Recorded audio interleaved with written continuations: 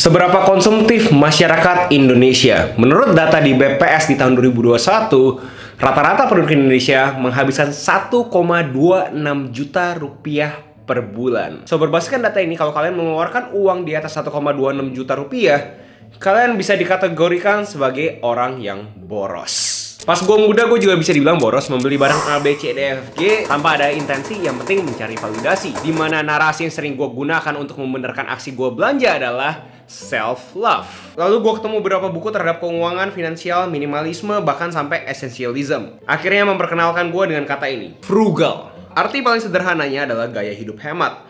Apa ini bedanya dengan orang-orang yang bilang financial minimalism? Minimalism bisa dibilang membeli barang yang mempunyai makna di dunia dia. Dan konsepnya juga lebih luas, kagak cuma dalam pengeluaran, tapi dalam konteks penghasilannya juga dan pengelolaannya juga. Sedangkan frugal, sisi konsumtif masih ada, tapi benar-benar diperhitungkan. Benar-benar fokus ke pengeluarannya, apa yang bisa kita kontrol. Biar kalian kagak bingung terhadap jargon-jargon ini, gue mau membagikan kalian konsep yang gue sudah terapkan di hidup gue selama lebih dari 5 tahun.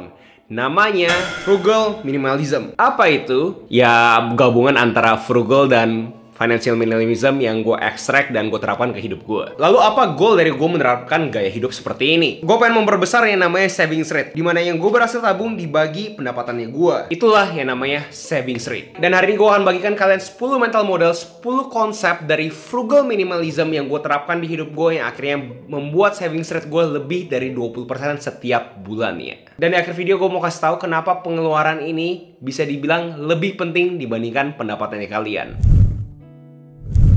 Cari kegiatan yang kagak mengeluarkan uang. Contoh paling mudah adalah membaca buku di perpustakaan. Kalian tinggal baca buku aja, buku-buku yang kalian suka. Contoh kalau misalkan kalian mempunyai olahraga kesukaan kalian, di konteksnya gue adalah basket, ya kalian main basket aja. Jadi manusia itu kan pengen melakukan sesuatu yang produktif ya. Kadang-kadang melakukan sesuatu yang produktif itu terasosiasikan dengan uang. Menurut gue kalian harus mempunyai suatu aktivitas yang memperkecil kalian punya pengeluaran. Contoh, baca buku dan main basket. Mungkin di sini ada yang sama kayak gue, dimana kalian sudah mempunyai keluarga, kalian juga bisa pergi ke taman bermain aja tanpa mengeluarkan uang sama sekali, guys.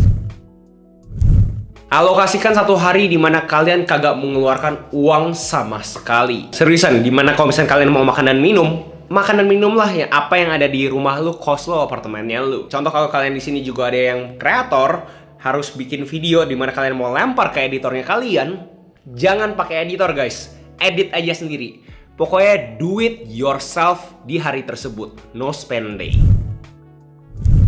Lalu kalian harus beneran bisa bagi apa itu kebutuhan dan keinginan, karena gue tahu ini sangat kontroversial banget. Mungkin ada di sini beberapa dari kalian berasa kebutuhan itu adalah mobil. Contoh doang guys, dimana mungkin ada beberapa orang merasa mobil itu adalah keinginan. Kalian tuh sebenarnya sudah saklek dulu apa kalian punya kebutuhan dan kalian punya keinginan. Dimana kalian punya kebutuhan adalah kalian fokus pengeluaran di sana, sedangkan keinginan kalian, setiap kali kalian mau mengeluarkan uang, kalian harus mikir 2 kali dulu, karena toh ini juga keinginan.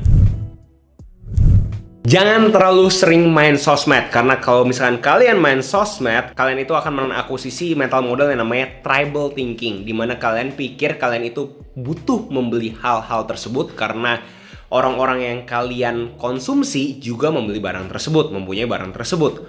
Oleh karena itu kalian terdistorsi pemikirannya bahwa oh berarti gue juga butuh ya kalau misalkan si A pakai. Apakah artinya kalian sampai harus puasa sosmed? Jelas ya kagak. Yang penting kalian harus bisa secara aktif, secara conscious, secara sadar, setiap kalian konsumsi barang-barang yang muncul di sosmednya kalian harus bisa pikir apakah barang ini beneran berguna untuk hidup gue sehari-hari. Banyak orang pintar pendapatan itu setiap bulan naik terus, tapi entah gimana caranya, mereka kagak bisa menekan gaya hidup.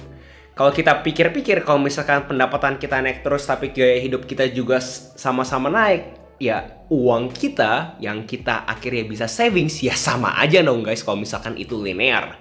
Yang kalian butuh adalah pendapatan kalian naik, tapi gaya hidupnya kalian tuh stagnan.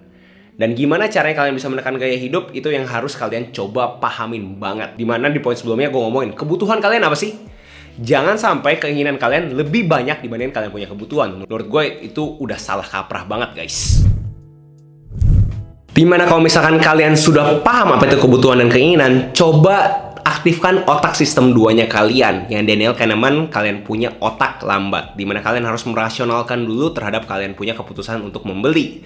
Cara mudahnya apa sih? Ya kalian lihat dulu reviewnya. Dan udah lihat reviewnya, cari juga yang paling murah. Kalau misalkan kalian kagak mengaktifkan otak sistem 2-nya kalian, ya kalian bisa melakukan impulse buying dong, dimana orang ngomong apa ya kalian berpikir secara cepat, udah langsung beli aja. Tapi kalian harus beneran pikir, apakah review-review tersebut relevan untuk kalian? Apakah barang tersebut kebutuhan atau keinginan? Kalau misalkan keinginan, kalian harus bisa coba cari yang paling murah, guys. Salah satu hal yang beneran kalian harus lakukan setelah membeli barang tersebut adalah pakai sampai rusak. Contoh apa sih? Gue yakin mayoritas di sini setuju kalau misalkan sekarang teknologi makin lama makin maju, dimana tiap bulan, setiap tahun selalu ada teknologi baru yang harus kita beli. Kan? Contoh apa sih? Handphone. Dimana handphone ini bisa dibilang ya sebenarnya dari 6-7 tahun lalu kagak ada breakthrough banget, tapi entah kenapa ya selalu ada yang baru. Alhasil ngebuat pemikiran kita itu ke distorsi, kita harus punya yang baru. Tapi gue rekomendasiin buat kalian adalah untuk pakai sampai rusak. Ini adalah gue punya iPhone 6s, dimana itu udah hampir 10 tahun umurnya. Dan gue berani komentar ya masih aja bisa dipakai, masih aman aja, kagak ada sesuatu yang aneh dari handphone tersebut. Walaupun gue sering dikatain kayak Gus tuh gantilah lu punya Gorilla Glass, tapi gue pribadi sendiri ngelihat ini semua masih aman-aman aja. Kalau nggak ganggu gue, ya gue tetap pakai. As long aset ini masih bisa dibilang produktif. Contoh hal lain yang menurut gue orang-orang bisa relate adalah pakaian. Kalau misalnya pakaian kalian sudah mulai robek, baru ganti. Kalau misalnya pakaian kalian belum robek seperti ini, ya jangan diganti guys. Walaupun ini gue masih pakai juga sih. Dan gue yakin semua orang yang punya akses untuk nonton video ini pasti punya 1-5 barang yang kalian ada di kalian punya rak, kalian punya meja, tapi kalian kagak pernah pakai. Dibandingkan diam begitu saja, menurut gue jual. Kenapa gue kagak bilang donasi? Karena menurut gue donasi itu bikin kita itu menjadi lambat, atau ngomong kerennya prokrastinasi. Karena kagak ada yang nge-trigger otak kalian untuk langsung ngelakuin di hari H juga kan. Karena ya namanya juga donasi. Tapi kalau kalian menjual barang bekasnya kalian, itu akan nge-trigger otak kalian, oh ini ada suatu pendapatan yang harus gue coba cari nih. So itu kenapa gue rekomendasiin kalian buat kalian yang mempunyai barang-barang yang masih bagus dan layak untuk dijual, jual aja guys. Salah satu kesalahan terbesar gue adalah membeli barang-barang murah. Dimana gue pikirnya ya udah apapun itu gue murah aja, kagak usah mikir 2 kali. Tapi kalian harus bisa tahu kalau misalnya kalian beli murah banget juga, kualitasnya secara rasional juga harusnya jelek kan ya. Contoh apa sih? Adalah gue punya bangku. Dimana gue tahu kalau misalnya gue duduk kelamaan gue bisa sakit pinggang. Alhasil gue beli suatu kursi yang emang bisa ngebantu gue punya back pain. Harganya mahal gak? Menurut gue emang mahal. Dimana barang tersebut membuat gue lebih produktif, tidak sakit pinggang, dan punya garansi 10 tahun. Gue ngeliat ini jadi terkesan murah. Kesehatan gue terjaga dan ada garansi 10 tahun. So poin gue di sini adalah buat kalian kagak kok overlook bahwa barang-barang mahal itu bisa juga jadi investasi yang akhirnya membuat pengeluaran kita lebih sehat lagi.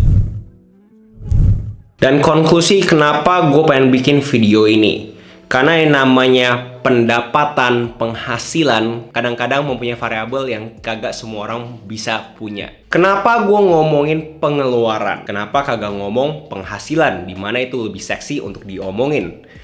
Jelasnya gue tahu penghasilan itu lebih seksi untuk diomongin, tapi menurut gue penghasilan, pendapatan kadang-kadang banyak variabel, banyak faktor yang kita kagak bisa kontrol kan. Contoh apa sih? Situasi ekonomi, pergerakan mata uang asing, itu kan kalian kagak bisa kontrol. Tapi kalau pengeluaran kita, pembelian kita, sifat konsumtifnya kita, itu semua ada di tangannya kita kan. Terutama kalau misalnya kategorinya adalah keinginan. So itu yang gue pengen coba tanamkan di benak kalian yang nonton sampai sini. Dimana kalian coba pikir deh, dibandingkan kalian mikir yang A, B, C, D, F, G yang kalian kagak bisa kontrol, coba kontrol dulu pengeluarannya kalian. Karena sekali lagi, kagak ada fungsinya kalian punya pendapatan naik terus, penghasilan kalian naik terus, tapi kalau gaya hidup kalian juga sama naik juga guys. Bahkan kadang-kadang orang-orang yang pendapatannya naik, gaya hidupnya malah melebihi, malah bikin kalian itu jadi minus akhirnya. So coba konsep ini kalian internalisasi ke diri sendiri, kontekskan ke kalian punya situasi masing-masing. Masuk di akal gak sih yang si Agus Leo Halim ini? ngomong. Coba audit kalian punya kebutuhan dan keinginan. Apakah beneran ini semua butuh? Apakah benar keinginan ini kagak bisa dieliminasi?